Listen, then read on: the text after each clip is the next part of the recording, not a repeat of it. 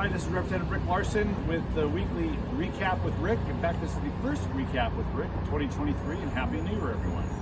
You know, on January 3rd, a couple days ago at noon, Congress convened and was supposed to elect a speaker and adopt House rules so we can begin doing the work of the American people. But we have gone through now 6 rounds of speaker voting and yet to have a Speaker of the House. And today, a little later, we will do our 7th round, and probably additional rounds of voting before we'll get a Speaker of the House. The last time this even happened, when there was more than one ballot, was 100 years ago in 1923.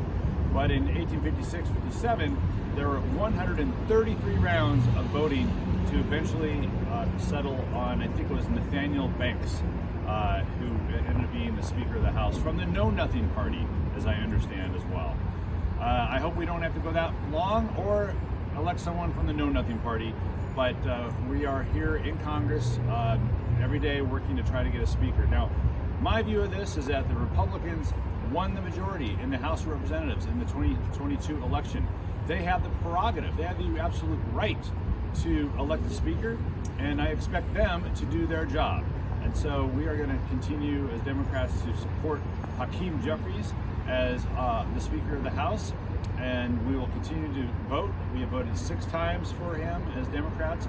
Each time he's received every Democratic vote. We are unified as a party and, importantly, ready to get to work once the Republicans elect a Speaker of the House. And what kind of work are we going to do? Well, one thing we're going to be doing is protecting, defending, and building upon the bipartisan infrastructure law that we passed about a little over a year ago out of Congress, and the President signed it. And I will start the 2023 year as the new leader of the T&I, Transportation and Infrastructure Democrats, starting this year. So we'll be working to protect and defend that important infrastructure law that's creating jobs around the country, that's helping to build a cleaner, greener, safer, and more accessible transportation system in this country. A few other things. Tomorrow is January 6th, and of course it is the 2-year anniversary of the insurrection here on Capitol Hill. The January 6th committee has completed its work, and you can go online to read its report. There will be a remembrance service tomorrow on the steps of the Capitol at 10 a.m. East Coast time, 7 a.m. West Coast time, to remember the insurrection, but also remember the strength of our democracy.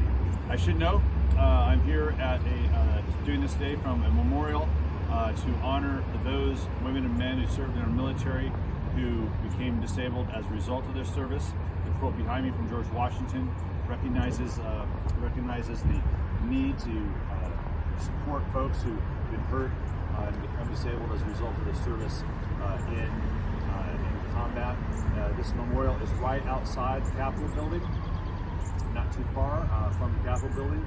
So when you come to DC, I encourage you to spend a little time here at the memorial here to remember those women and men who served, who lived, but as a result of the service, became disabled.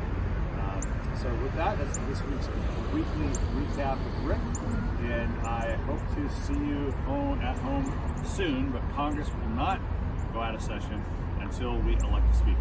Thanks a lot.